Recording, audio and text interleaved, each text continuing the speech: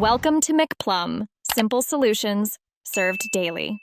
You start by opening Google Drive and creating a new form so your responses organize automatically.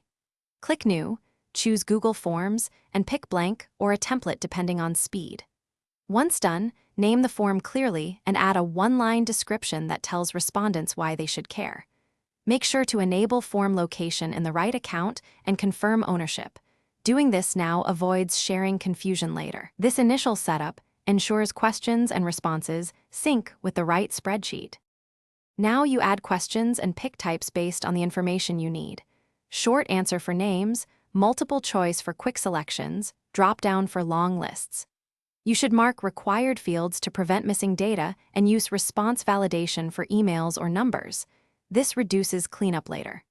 Once you add questions, click the gear icon to collect emails, limit to one response if needed, and customize the confirmation message. These settings control who can respond and how data is returned to you. Finish by previewing the form and submitting a test response to verify logic and required fields work as expected. Once satisfied, click Send to share by link, email, or embed it on a site. Make sure link sharing permissions match your audience.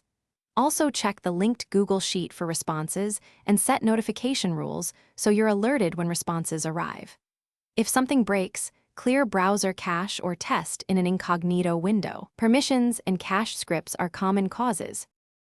Thanks for watching. Stay juicy and subscribe.